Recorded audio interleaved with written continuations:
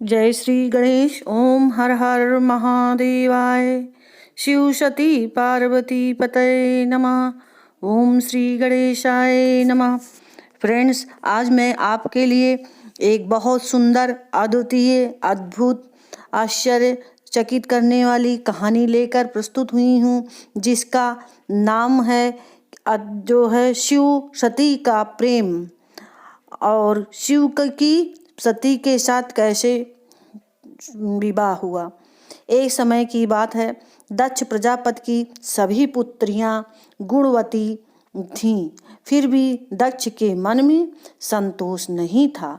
वे चाहते थे कि उनके घर में एक ऐसी पुत्री का आगमन हो जो सर्वशक्ति संपन्न हो, सर्व विजयनी हो, अतः सर्व सुंदरी हो। अतः एक ऐसी ही पुत्री के लिए राजा दक्ष तप करने चले गए। तप करते करते अधिक दिन बीत गए तो वो भगवती आद्या शक्ति प्रसन्न हुई और प्रकट होकर कहा, मैं तुम्हारे तपस्या से प्रसन्न हूँ राजन, किस कारण तप कर रहे हो। दक्ष ने तप करने का कारण बताया और बोला कि मुझे ऐसी ही पुत्री चाहिए जो समस्त विश्व में जानी जाए। तो माँ आद्या ने कहा कि मैं तुम्हारे तपस्या से प्रसन्न हूँ। मैं तुम्हारे ही यहाँ जन्म धारण करूँगी और मेरा नाम सती होगा।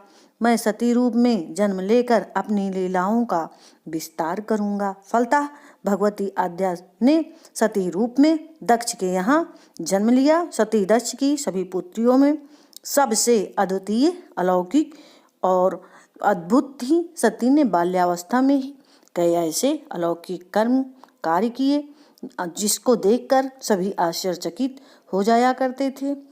दक्ष के यहाँ धीरे धीरे सती बड़ी होने लगी।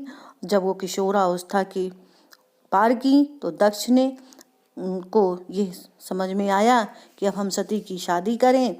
फिर वो ब्रह्मा जी के पास गए, ब्रह्मा जी से विचार विमर्श किए। ब्रह्मा जी ने कहा, सती आद्या शक्ति की अवतार हैं। आद्या आदि शक्ति और शिव आदि पुरुष हैं, अतः सती के विवाह के लिए शिव ही उपयुक्त हैं। दक्ष ने ब्रह्मा जी की बात मानकर सती का विवाह शिव के साथ कर दिया। सती कैलाश में जाकर भगवान शिव के साथ रहने लगी। भगवान शिव दक्ष के दामाद थे, किंतु किसी वजह से दक्ष के हृदय में भगवान शिव के प्रति बैर भाव, विरोध भाव पैदा हो गया। उसमें एक बार की बात है, सावन का सोमवार था। पवित्र पौराणिक समय सारे देव लोग वहाँ इकट्ठा हुए थे और सभा में आयोजन हुआ। देवता सब वहाँ थे, शिव भी इसी सभा में बैठे थे। सभा मंडल में दक्ष का आगमन हुआ। दक्ष के आगमन पर सभी देवता उठकर खड़े हो गए, क्योंकि भाई दक्ष सब माने जाते थे, क्योंकि वही संसार का सारा कर्म, संस्कार, धर्म, रीत रिवाज, परंपरा, रस्म सब उन्हीं के द्वारा पहले वही किए थे। भगवान शिव बड़े उठे नहीं, खड़े नहीं हुए और दक्ष को प्रणाम भी नहीं किया। फलतः दक्ष ने अपमान का अनुभव किया। केवल यही नहीं, उनके हृदय में भगवान शिव के प्रति ईर्ष्या की आग जल उठी। वे उनसे बदला लेने के लिए समय का इंतजार करने लगे।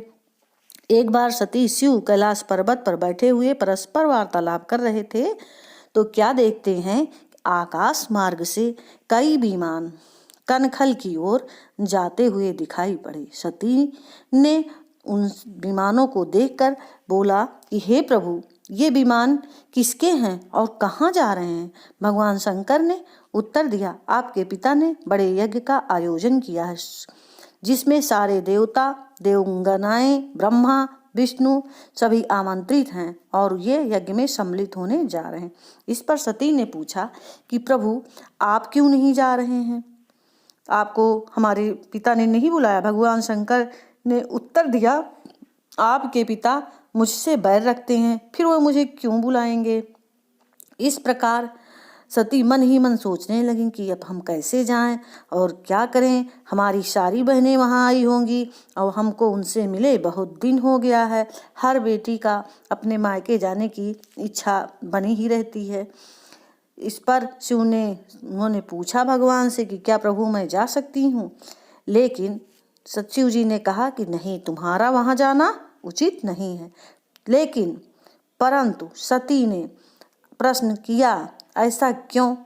भगवान शिव ने उत्तर दिया कि विवाहिता लड़की को बिना बुलाए पिता के घर नहीं जाना चाहिए, क्योंकि विवाह हो जाने पर लड़की पति परायण हो जाती है और वो अपने पति के घर पिता के बुलाने पर ही जाती है। ऐसे समझाए सती को पीहर जाने के लिए सती हट कर बैठी और बात बात पर दोहराती रहीं। जो वो मना करते वही वो उसके लिए परेशान हो गई।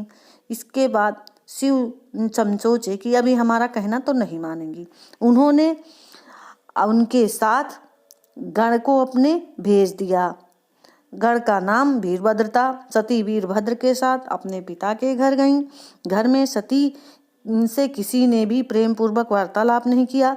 दक्ष ने तो उन्हें देखकर मुंह ही मोड़ लिया और कहा कि तुम यहाँ कैसे? बहनों को तो देखो, वो किसी प्रकार भांत भांत के अलंकारों और सुंदर वस्त्रों से सुसज्जित हैं। तुम्हारे शरीर पर तो बाघंबर है। तुम्हारे पति तो शमशानवासी हैं और भूतों के नायक हैं। वह तुम्हें यहाँ बाघंबर छोड़कर पहनाकर भेजे हैं। यक्ष के कथन से सती के हृदय में पश्चाताप का सागर उमड़ पड़ा।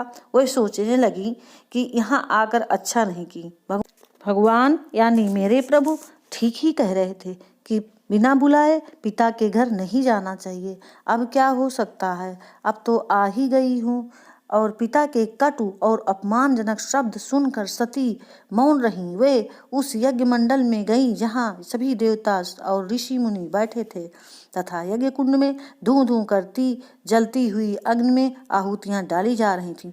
सती ने यज्ञ मंडल में सभी देवताओं के तो भाग देखे, किंतु भगवान शिव का भाग नहीं देखा। वे भगवान शिव का भाग न देखकर अपने पिता से बोली, पिता श्रेष्ठ, यज्ञ में तो सबके भाग दिखाई पड़ रहे हैं, किंतु मेरे कैलाशपति के भाग क्यों नहीं हैं? आपने उनका भाग क्यों नहीं रखा? दक्ष ने गर्व से उत्तर दिया, तुम्हारे पति शिव कोई देवता हैं? वो तो भूतों के स्वामी हैं, नग्न रहते हैं, हड्डियों की माला पहनते हैं और देवताओं के पंक्ति में बैठने योग्य ही नहीं है। उसे कौन भाग देगा? वो तो अघोरी है। सती के नेत्र लाल हो उठे और उनका मुखमंडल प्रलय के सूर्य की भांति तेजो दीप्त हो उठा। उन्होंने पीड़ा से तिल मिलाते हुए कहा, ओह, मैं इन शब्दों को कैसे सुन सकती हूँ? मुझे धिक्कार है। देवताओं, तुम्हें भी धिक्कार है। तुम भी इन्हीं उन कैलाशपति के लिए इन शब्द को कैसे सुन रहे हो जो मंगल के प्रतीक हैं और जो क्षण मात्र में संपूर्ण सृष्टि को नष्ट कर सकते हैं। ऐसी शक्ति मेरे स्वामी रखते हैं। नारी के लिए उसका पति ही सब स्वर्ग होता है। जो नारी अपने पति के लिए अपमानजनक शब्दों को सुनती है उसे नरक में जाना पड़ता है। पृथ्वी सुनो, आकाश सुनो, देवताओं तुम भी सुनो। मेरे पिता ने मेरे स्वामी का अपमान किया है। अब मैं एक क्षण भी जीवित नहीं रहना चाहती। सती अपने कथन को समाप्त करती हुई यज्ञ कुंड में कूद पड़ी और जलती हुई आहुतियों के साथ उनका शरीर भी जलने लगा। यज्ञ मंडप में खलबली मच उठी, हाहाकार मच गया। देवता उठकर खड़े हो गए। वीरभद्र क्रोध से कांप उठे।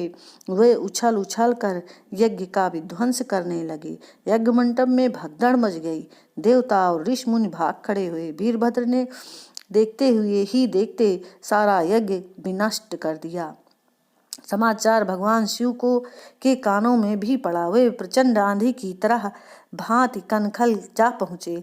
सती के जले हुए शरीर को देखकर भगवान शिव अपने आप को भूल गए। सती के प्रेम में उनकी शक्ति भी भक्ति ने शंकर के मन को व्याकुल कर दिया।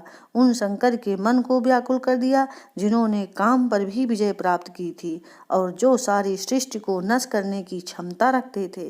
वे सती के प्रेम में खो के बेशुद्ध हो गए। भगवान शिव ने सती के जले हुए शरीर को कंधे पर रख लिया। वे सभी दिशाओं में भ्रमण करने लगे। शिव और सती के इस अलौकिक प्रेम को देखकर पृथ्वी रुक गई, हवा रुक गई, जल का प्रवाह रुक गया, ठहर गया।